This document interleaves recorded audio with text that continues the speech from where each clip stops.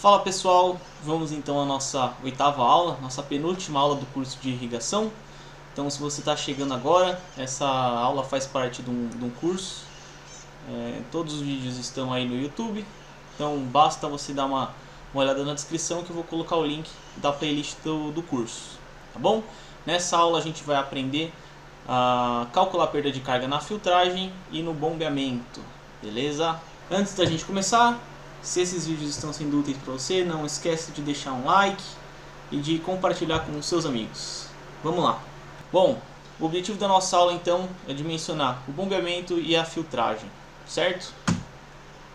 Quais são as regras de dimensionamento do bombeamento? Primeira regra, velocidade na sucção. Mais ou menos 1 metro por segundo, tá? Não pode ser nem muito mais nem muito menos que isso. Se for menos, você vai ter uma tendência a acumular sujeira. Bitola da sucção, normalmente ela tem que ser ou igual ou maior que a bitola do recalque. Como é que a gente calcula a perda de carga no bombeamento?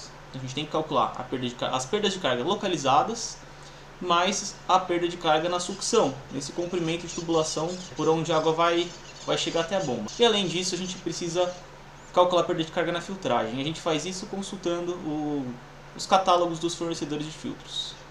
Vamos começar pela filtragem. Como é que a gente calcula a perda de carga na filtragem? Primeiro passo, escolha o filtro que você vai trabalhar, com que você vai trabalhar no seu projeto, tá? A filtragem ela é uma ciência à parte, então eu não vou aprofundar aqui nos detalhes de cada tipo de filtro, como é que se dimensiona um filtro, tá bom?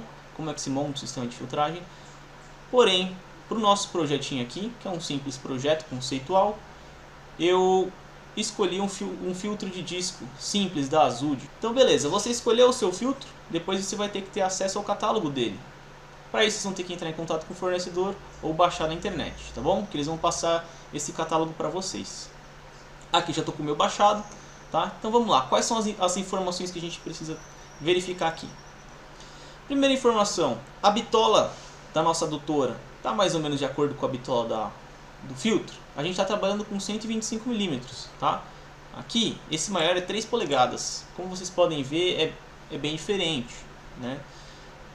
Nesse caso, o ideal, tá, seria talvez colocar mais de um filtro junto, em paralelo. Porém, para simplificar o nosso projeto, a gente vai imaginar então que a gente vai fazer uma redução na nossa adutora, no bombeamento a gente vai diminuir de 125 mm para 3 polegadas, colocar o filtro e voltar a bitola da adutora, tá bom? Segunda informação importante, né? Essa sim é mais importante ainda do que a bitola. Qual que é o suporte de vazão do filtro escolhido, tá? Esse filtro aqui de 3 polegadas, ele suporta até 50 metros cúbicos hora. Vamos ver no nosso projeto, se ele está de acordo. O nosso projeto ele exige 42,56 metros cúbicos hora, tá? Vai ser a vazão do sistema em funcionamento. Então a gente vê que está dentro, tá bom? Então passou. Ele suporta a vazão do nosso sistema em funcionamento. Próximo passo, calcular a perda de carga, tá? Isso é o mais importante aqui para a gente conseguir dimensionar o nosso sistema, beleza? Então cada fornecedor, né, cada catálogo vai mostrar essa informação de uma maneira diferente, tá bom? Nesse caso é um gráfico. Como vocês podem ver, a linha verde representa o filtro de 3 polegadas, que foi o que a gente escolheu, tá? No gráfico aqui, eixo X, ele representa a vazão, né? E o Y a perda de carga em bar, tá? Ou atmosferas. Como é que a gente faz para ver a perda de carga então no nosso sistema? A gente não está trabalhando com 42,56 metros cúbicos hora, que foi o que a gente viu que a gente vai trabalhar no nosso projeto. Aqui eu vou pegar 45 metros cúbicos hora, tá? Esse ponto tirado aqui. Vamos seguir ele para ver onde que ele vai parar. Ó, ele parou aqui próximo do 1.1 MCA, tá? Ou 0.11 bar, beleza? Simples assim, tá? Para a gente descobrir a perda de carga do nosso filtro, a gente consultar o fornecedor, tá? O catálogo do filtro que a gente está trabalhando. Beleza?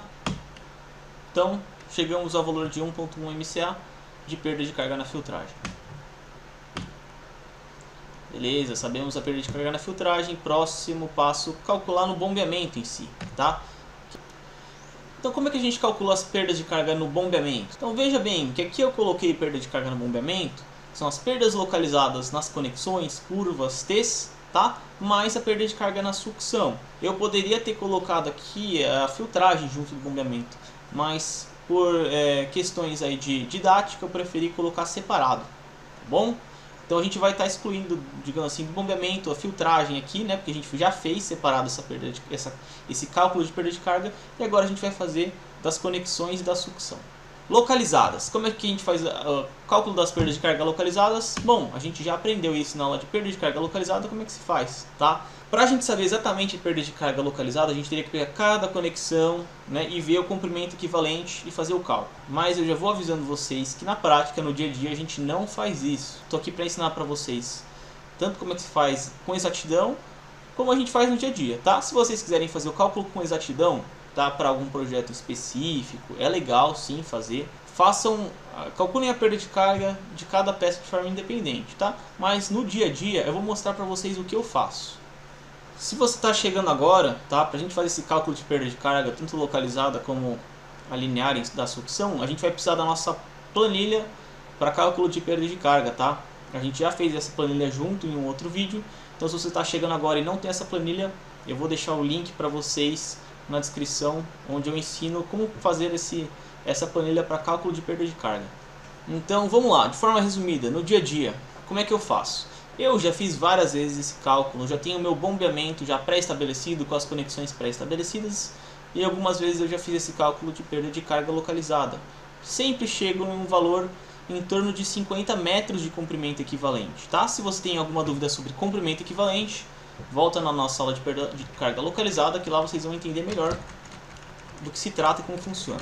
Mas, basicamente, vazão que a gente vai estar trabalhando no bombeamento, 42,56 metros cúbicos hora, tá? Como a gente definiu no nosso projeto. Comprimento, seria então o comprimento equivalente, 50 metros. Diâmetro interno, o diâmetro interno das conexões que você vai estar trabalhando. Aqui eu tenho essa tabela de medidas, então a gente está trabalhando com conexões de 125 mm, então a média vai ser de 116 mm. Chegamos ao valor de perda de carga de 0,6 MCA. Então, para resumir, eu faço essa aproximação de forma prática utilizando esse valor fixo meu de 50 metros de comprimento equivalente. Existem outras maneiras de você fazer isso, tá? Tem pessoas que usam a porcentagem, coloca lá, sei lá, 5% em cima da perda de carga total, para considerar do bombeamento. Outras pessoas já têm um valor em mente de perda de carga, que ele já fez o cálculo algumas vezes e viu que chega sempre próximo daquilo, tá? Eu costumo colocar aqui o comprimento equivalente, que é muito mais preciso, tá bom? Então fica aí a dica. Então a gente fez o cálculo da nossa perda de carga localizada, agora a gente precisa fazer da perda de carga na sucção. Para a gente fazer esse cálculo, primeiro, o que a gente precisa saber? Qual que vai ser minha sucção? Para este nosso projeto, eu vou considerar que a gente vai utilizar um mangote de 8 metros, tá? De 125 mm. Então como é que a gente faz? Vazão da sucção, 42,56, comprimento 8, diâmetro interno. Eu vou utilizar essa medida que eu já tenho. Para você ter uma precisão maior, você precisaria entrar em contato com o fornecedor do mangote e perguntar qual que é o diâmetro interno do mangote de 125 mm. Ele ia falar para você, 118, 119, tá? Nesse caso, por praticidade, eu vou usar esse mesmo 116. Pronto, cheguei ao valor da minha perda de carga na sucção, 0,1 MCA. Então, para resumir, para a gente calcular a perda de carga no bombeamento, a gente tem que fazer o cálculo de perda de carga em cada conexão dessas aqui do bombeamento, tá bom?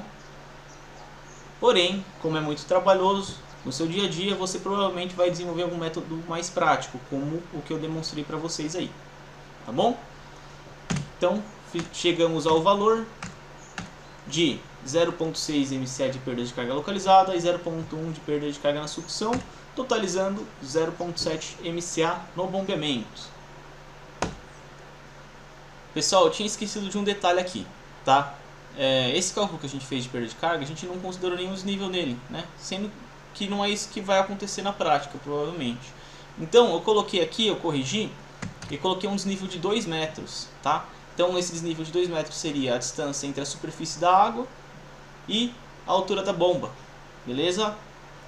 Então, além da perda de carga que a gente já calculou da sucção e das localizadas, eu somei 2 metros de desnível. Beleza?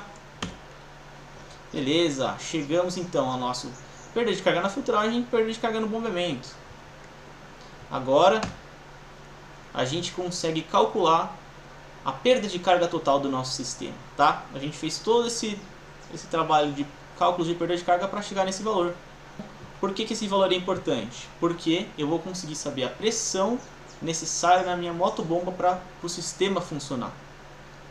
A pressão total para o sistema funcionar é a soma de perdas de carga mais a pressão necessária do aspersor.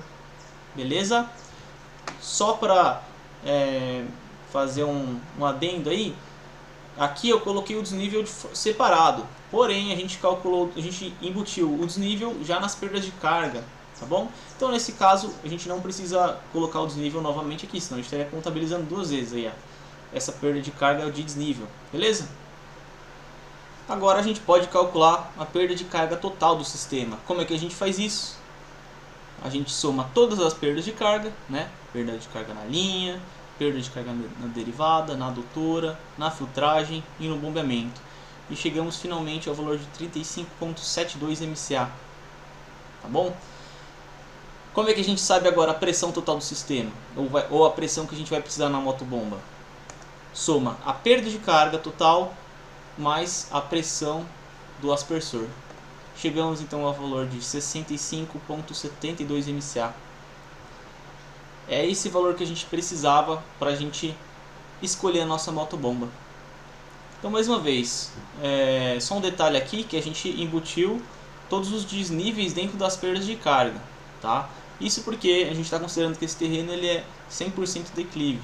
Vocês poderiam também ter feito o cálculo só das perdas de carga dentro das tubulações e depois ter feito o desnível separado, tá bom? Essa é uma opção também, só para não ficar nenhuma dúvida aí. Se vocês gostaram do vídeo, não se esqueçam de deixar um like, de compartilhar com os amiguinhos, e se vocês têm alguma dúvida podem deixar nos comentários que tento tirar as dúvidas de vocês, tá bom? Obrigadão, pessoal!